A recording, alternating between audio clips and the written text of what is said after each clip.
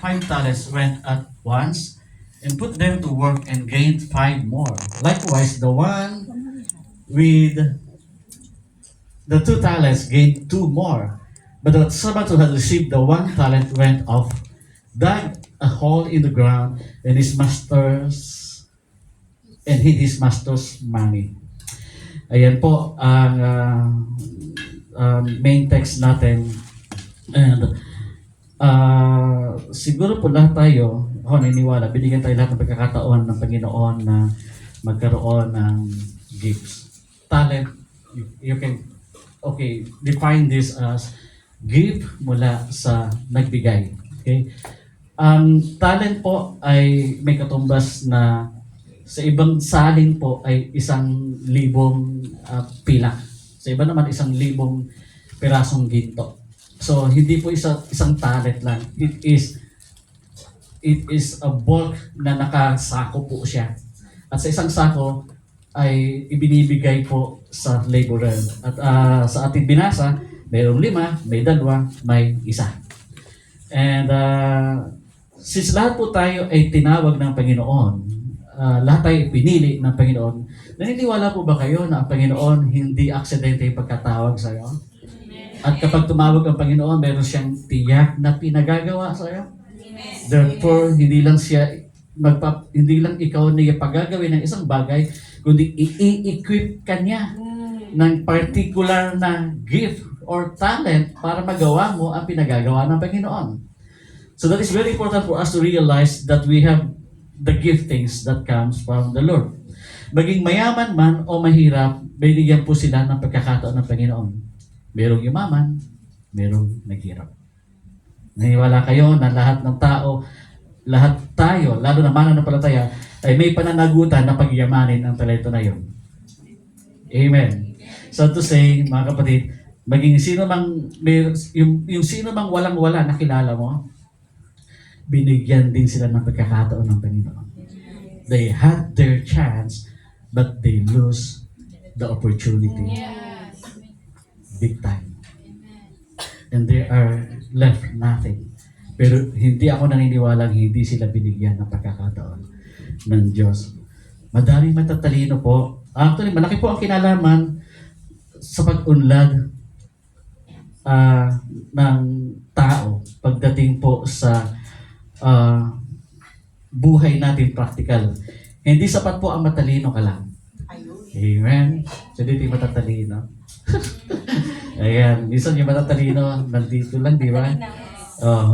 Hindi din sapat, mga kapatid, na aasa ka sa awa at habag ng Diyos. Yung iba sinasabi, sa awa at sa habag ng Diyos. Ayan. Kaya naman nakatwanga-hanga. Hindi din po dapat ikaw umasa na uunlad ka. Okay, ang pag-uusapan po natin is yung ginawa ng 3 laborers, di ba? Sila po ay umunlad, di ba? Yung 5, yung 2, yung 1 na loss po niya lahat. So, ibig sabihin po, itong mga to ay tinawag ng Panginoon, binigyan ng Panginoon. But depende sa kanilang pagtanggap, response, yung naging resulta nila. So, hindi po katiyakan na ikaw ay anak ng Diyos o unlad ka. Nakikita po niya, no? So, hindi rin katiyakan na kumikita ka ng malaki ngayon, uunlad ka. Marami po ang kilala kumikita ng malaki, may utang na mas malaki. Kasi ang lakas ng loob nilang humiram. Sinong mas malaki sa sahod? Siya yung marami. Alam niyo na yun, nagkakaintindihan na po tayo doon, ano? So, ang produkto po ng lahat ng nabanggit sa taas, kahit pagsamasamahin mo yan, hindi ka makakatiyak ng isang pag-unlad na totoo. Matalino ka, anak ka ng Diyos, may haawa at habag ang Diyos, lahat ng yan. Sangkap po yan para umunlad ka. Okay, kaya sabihin mo, ikaw ay mapanalanginin. Marami po mapanalanginin, marami. Alam niyo na. Sabit. So ano pong ibig sabihin ng pag-aaral natin ngayon? Okay, mga kapatid, ayan. Sabi po natin, maraming matatalino, hindi umag. Sino dito maraming kilala matalino pero hanggang ngayon, nagtatrabaho po siya sa SAPAL. Alam mo din. And take note ha, pag umaasa ka po sa habag at awa, sino ba ang umaasa sa habag at awa? Pag po ang isang tao is nasa kalagayang mahirap na siya, ano po ang sinasabi niya palagi? May awa Ang at may Diyos. habag ang Diyos. Pero hindi pa. Sila pinangahawakan sa habag at awa ng Diyos. Pero tingnan yung kalagayan nila. Nananatili sa ganong kalagayan, umaasa sa habag at awa ng Diyos.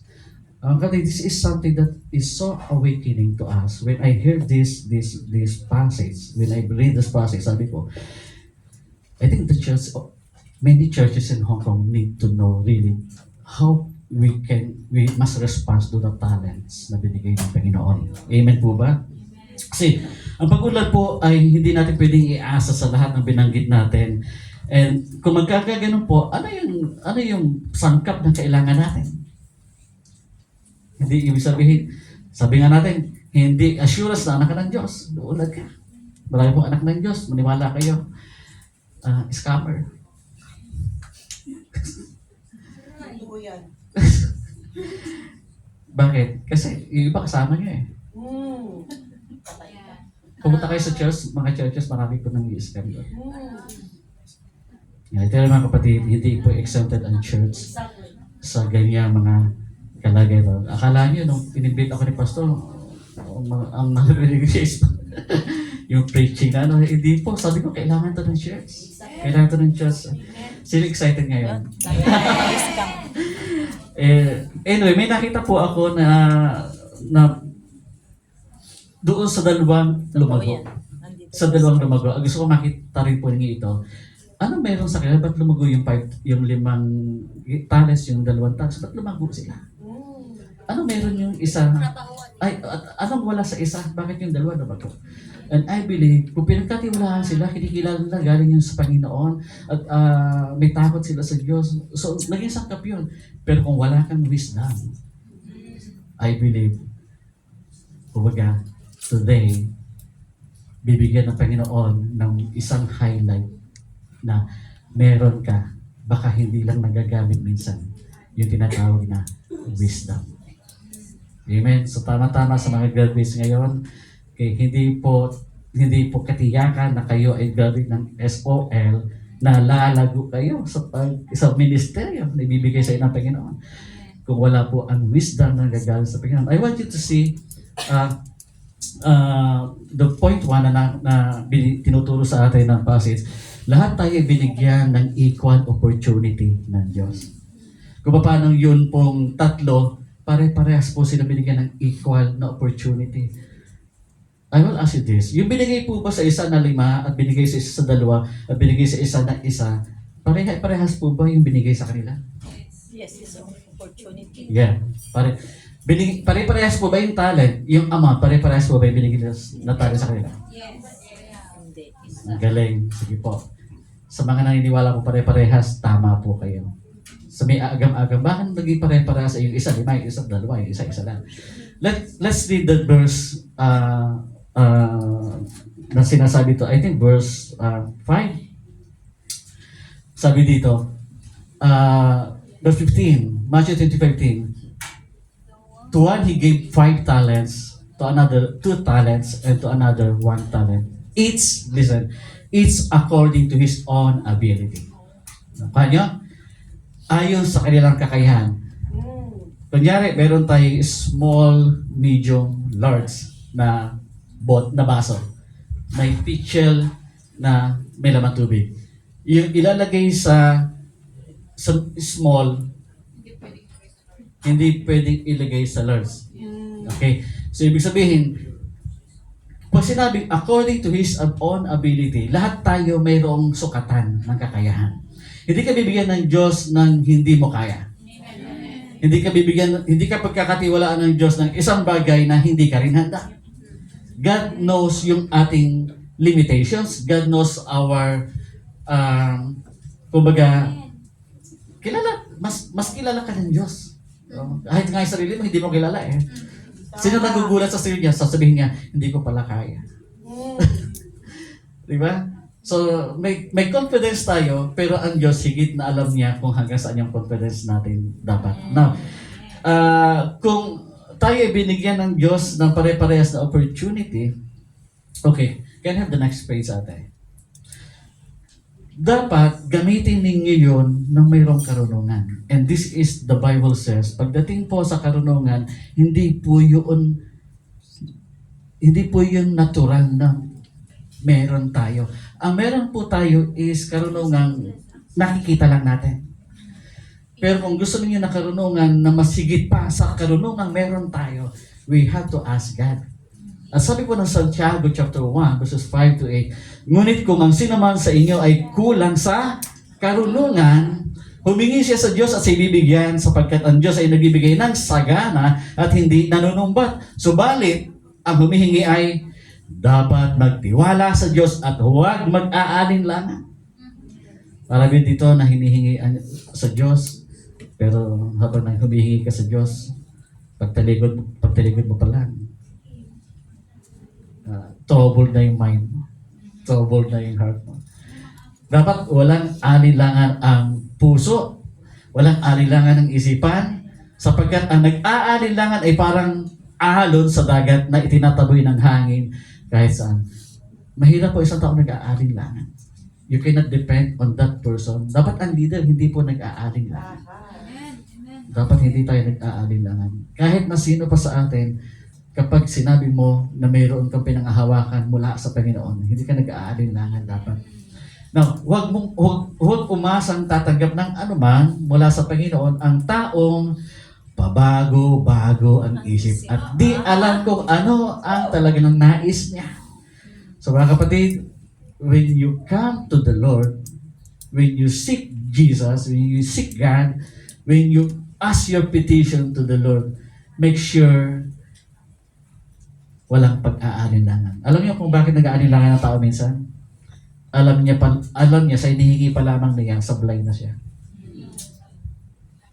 Alam mo, nakikipag-deal ka kay Lord, pero alam mo rin sa sarili mo, mas nananaig yung sarili mong kalooban. So, may laban. May conflict. So, definitely, ikaw, sa sarili mo, iniisip mo, sana. Pero hindi ka makatiyan.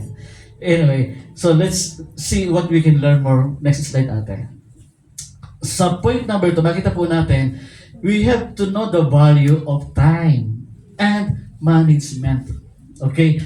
So, saan po natin makikita? Ang sabi po sa next verse po, sa Matthew chapter 60, sa verse 16, sabi po dito, kumilos agad. So, sabi, after na ang servant na to who had received 5 talents went at once. So, wala na siya, walang second thought. Pag sinabing kumilos agad, pagkatanggap niya nung 5 talento niya, may ginawa na kasi parang ganito, bibigyan pa lamang siya ng Panginoon, alam na niya sa sarili niya kung anong gagawin niya. Kung ikaw ang binigyan ng talent ng Panginoon, anong unang gagawin mo? Siyempre, mahirap, di ba? Mahirap bara-bara, di ba?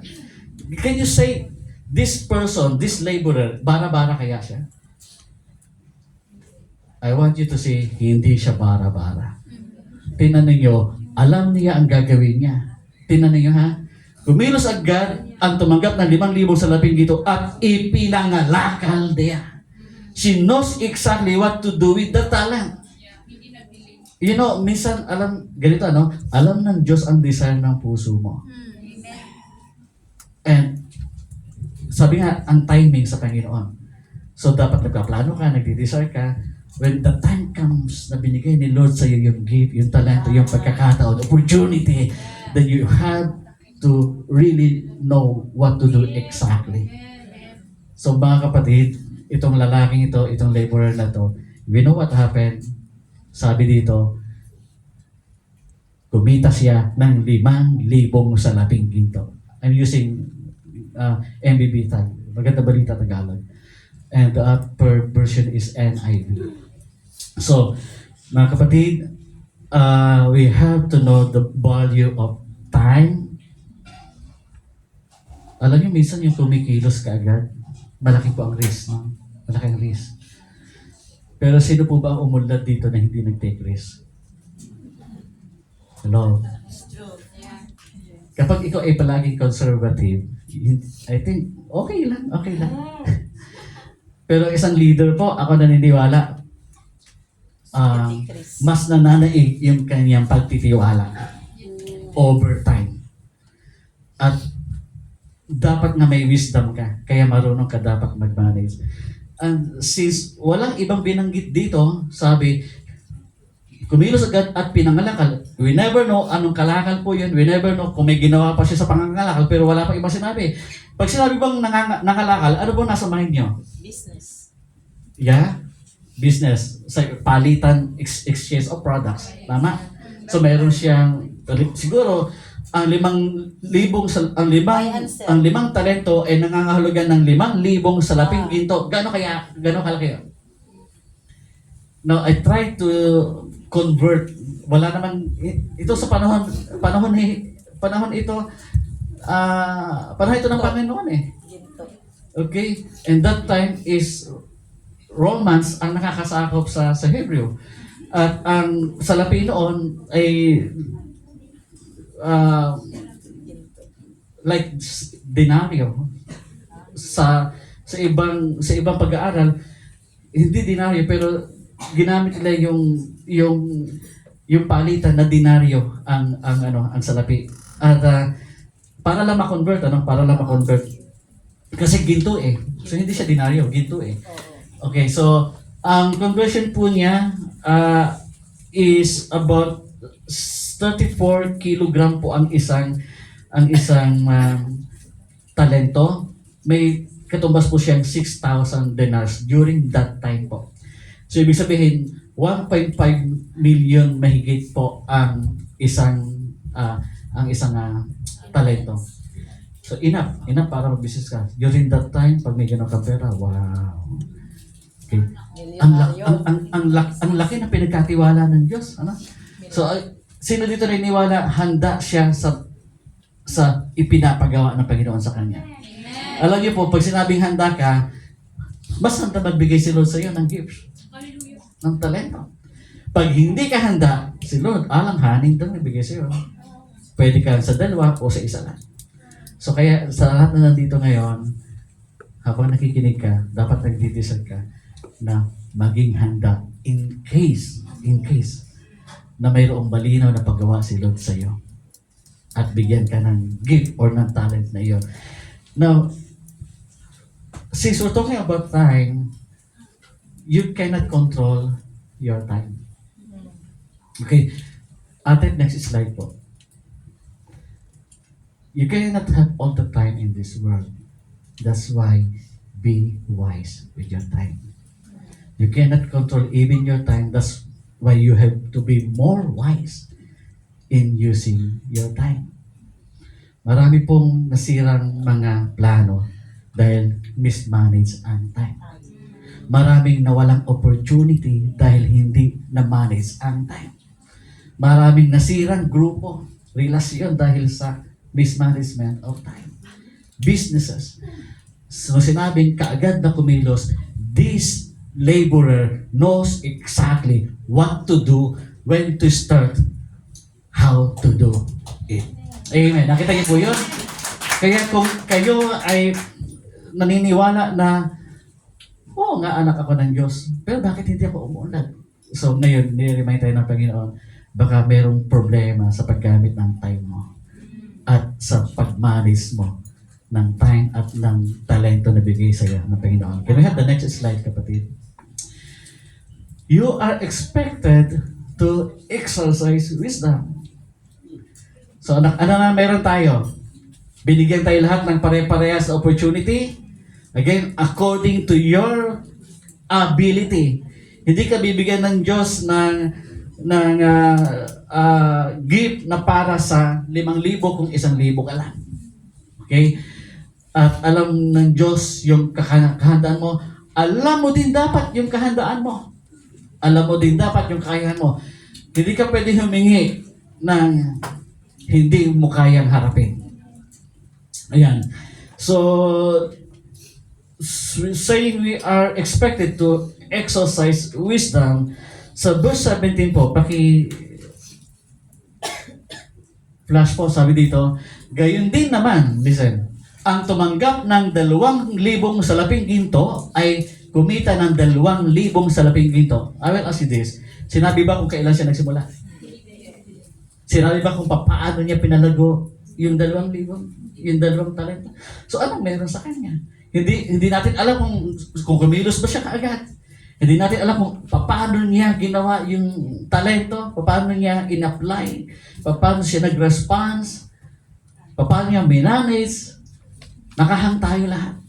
Ang sabi lang, gayon din naman, ang tinutukoy dito, hindi yung gayon din naman kaparehas nung ginawa nung una, hindi po. Ang sabi, gayon din naman, ang tumanggap ng 2,000 salaping ginto ay kumita. So ibig sabihin, gayon din kumita siya.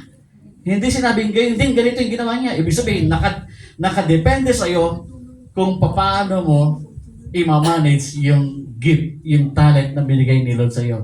But make sure, isa lang din ang resulta. Kung ano ang resulta nung may 5 gifts, ganun din dapat ang resulta na meron ka. Ibig sabihin, hindi ka tumitingin sa process ng iba. Kasi yung iba, gaya-gaya lang. Samantala nilikha ka ng Diyos na unique. Yun ang mayroon ka narinig na masarap manggaya, totoo po yan.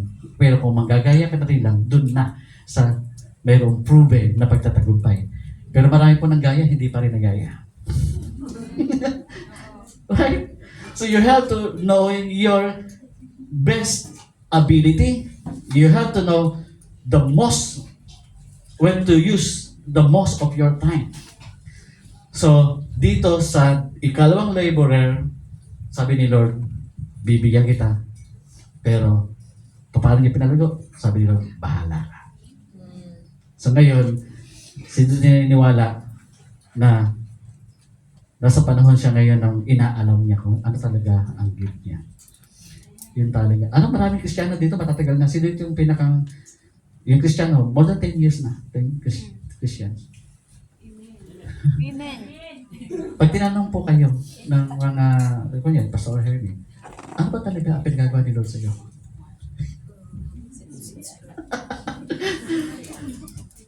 So, totoo lang, di ba? Now, you're expected to exercise wisdom. Mga kapatid, na ako naniniwala na sa lahat ng mga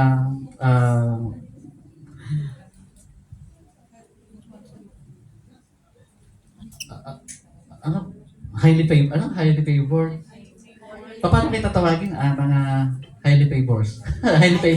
highly favored na mga anak ng Diyos sa iglesyang ito. Ako naniniwala na lahat dito binigyan ng Diyos ng pagkakataon na gamitin yung talento niya. It's just a matter of knowing your ability.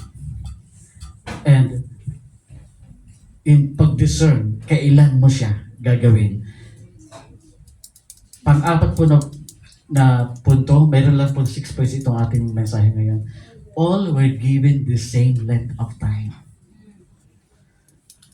Ang Diyos ay fair sa lahat. Tama po ba?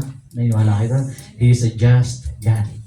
He has given these 3 laborers talent according to their abilities. And I want you to read this verse 19. Sabi dito, after a long time, the master of those servants returned to settle accounts with them. Hindi po niya hinanap isa-isa. Sabay-sabay niyang pinatawag yung laborers niya. Mga kapatid, hindi niya inunang tawagin yung 5, yung 2, hindi lalo yung isa. Pare-parehas po sila pinatawag ng Panginoon. And I believe, mga kapatid, God who gave us talents deserve to know how you use your talent. Deserve to know also how you manage and how you grow it. Something, mga kapatid, marami po mananampalataya hanggang ngayon, umaasa pa lang. At wala po siyang sense of responsibility. Paano bibigyan ng talent yun? Walang sense of responsibility. Hindi nga alam pa paano i-handle yung sarili niyang sahod. Bibigyan ka pa ng Diyos ng talento, nag-i-expect ka pa. Nabibigyan ka ng Diyos ng responsibility. Sinisira mo yung testimony mo. Doon pa lamang sa pinaka-critical na kadalasang nasisira ang mananampalataya. And all the churches must realize na marami niloloko nila ang sarili nila. And tell you mga kapatid, it's time for us to realize hindi nalulugod ang Diyos sa kawalan ng responsibilidad ng kanyang mga tinawag at pinili. Knowing the Lord gave us enough time pare-parehas. Bibigyan ka ng sahod ng employer mo kung ikaw ay highly qualified according to all na in-interview niya. Huwag kang mainggit kung mas mataas ang sahod niya. On the other hand, binigyan ka din naman ng pagkakataon. Sabihin, bakit mas maiksi mas maliit ang sahod ko? Mas qualified naman ako. Bakit mo tinanggap? True. Di ba? So meaning, you settle for less. May naman settle for more, but of course, sabi nga, Pastor, mauubos na yung aking araw One day na lang, wala pa akong employer. Then, that's God's will for you. So, no more question. Diba? So, bakit may pagkatapos na magko-complain? Tapos ito lang yung sahod ko. Hindi po sinabi ng Hong Kong na pag sinabi sa kontrata itong sahod, lahat ng mga employers walang lalabag. Hindi po lahat binigyan ng leeway ng ating gobyerno. Ito yung mga kapatid, lahat kayo pare-parehas po ang opportunity. Amen. Sino nagpapasalamat dito? Oo nga, no? Dollars ang kinikita ko. Kahit yung pinakang minimum na magkano minimum? Basic, magkano? Magkano yung sa pesos? Ay, pambihira. Sino sumasahod ng gano'n sa Pilipinas? Imagine nyo, nagkukuskus ka tapos sahod mo. So they just bumibili ng make-up, araw-araw nagme-make-up, nag-lipstick, napuputput ang sapatos, bibili ng pagkain, kung wala pang bahay at malayo pa, re-renta pa siya, ano na lang take home niya. Samantalang ikaw, libre ka ng employer mo ng pagkain, pag day off mo, yung papalad-palad pa, binibigyan ng allowance. And I tell you mga kapatid, you have the most opportunity among all many Filipinos pagdating sa pag-unlad. Don't ask your neighbor, bakit siya maunlad, bakit ikaw hindi. I tell you mga kapatid, same length of time. Same opportunity. Ang pinakaiba lang, kahandaan mo na i-manage yung time, yung talento, having the wisdom that comes from the... I think, maraming nakakailangan ng wisdom galing sa Panginoon. Tama na po yung pagdudunong-dunungan. Tama na yung pagiging maalam pero sablay. Alam niyo, nagkukunwari lang talaga, maraming ganyan. Naglalakas-lakasan pero umiiyak sa gabi. Dahil sa totoo lang, kung hindi pa ako,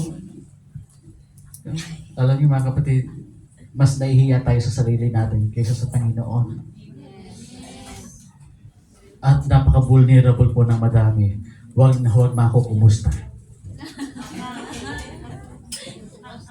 At marami na pong nawala sa church dahil na-mismanage nila ang talent nila. Sad to say, sad to know, sad truth. So, nawa mga kapatid. Okay? So, salamat ng 2 punto na lamang ito sabihin, dahil patama ni Pastor.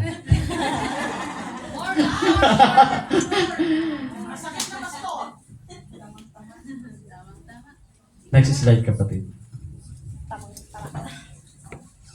We are all accountable. Why? Tingnan yung verse na babasahin natin. Verse 19. Sorry. Wala pala yung verse dyan. Sorry. So, we are all accountable. Bakit? Ano bang ginawa niya doon sa Ano yung number? nadoble niya yung kanyang 5,000? Anong ginawa? Pinagpala ng Diyos. Lalo. So, accountable ka sa sarili mong pag-unlad. Amen. Anong ginawa ng Diyos doon sa pinalago niya yung 2 talento niya, 2,000 ginto? Pinamahala siya ng mas higit pa sa maliit. Same ng opportunity sa kumita ng doble din sa 5 talento. Anong ginawa sa 1 talento? Kinuha. Naglaho yung 1,000 sa 10 ginto na kanyang itinago lang, hindi niya ginamit para sa karangalan ng Panginoon. Para sa kanyang sarili ding pag-unlad sana, binigyan ng opportunity pero itinago, sinukso. Mga kapatid, your success, your victory, your blame, your shame.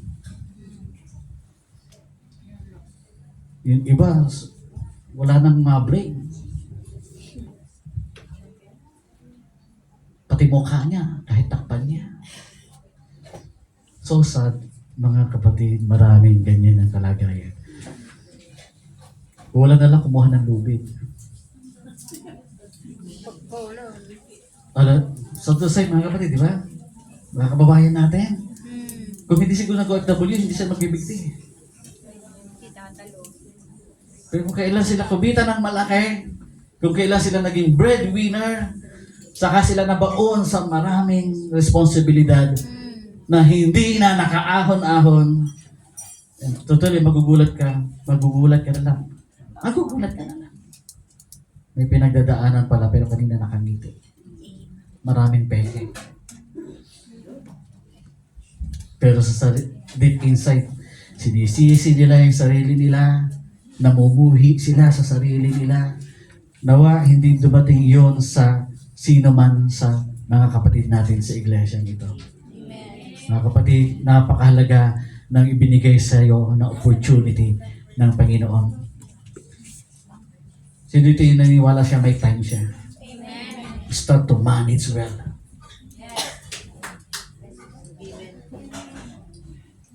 Marami po tayong dapat ihingi ng tawad sa Panginoon. Your loss, mga kapatid, hindi ba pwedeng idamay yung iba? Ay, due date na ako. Lahat na lang naabala na niya. Tapos, sasabihin mong isa kang Kristiyano. Isa kang anak ng Diyos. Sabi mo, ang Diyos ko ay mayaman. Nang sinasabi mo, may habag at awa ang Diyos. Tanong, may habag at awa ka ba sa sarili mo? Na alam mo, ito lang yung iyong limitadong tinatanggap buwan-buwan. Papasok ka sa isang traction na mas higit pa sa kakayanan mong tugunan. Buti kung hindi ka na mag-remit sa Pilipinas. Bakit ka pa nag-abroad kung sa sarili mo lang? Pastor, tama na, tama na. Pero niyo po, kung natatamaan ka ngayon, isa lang gusto kong sabihin sa'yo, binibigyan ka ng Diyos ng pagkakataon na magbago. Dahil mahal ka ng Diyos. Alam niyo po, pag nagmamahal ang magulang, grabe. Sino dito? Grabe talaga. Mapapalo ka, mapapagsabihin ka ng masasakit na salita. Na habang lumalaki ka na, talagang minsan, hindi ba bunot-bunot kasi. Pero yun yung nagiging driving factor mo. Para magpursige sa buhay. Hanggat hindi ka nasasaktan, hanggat hindi nalalabas sa katotohanan ang iyong sarili, hindi ka magigising. Mga kapatid, salamat na lamang sa all graduates. May word si Lord sa atin ngayon. Ano yung Hindi ito para sa kanila. Hindi sila naghangad ng certificate lang. So ang challenge dito is for everyone. Hindi lang sila may talento. Ang bawat isa sa inyo binigyan ng talento ng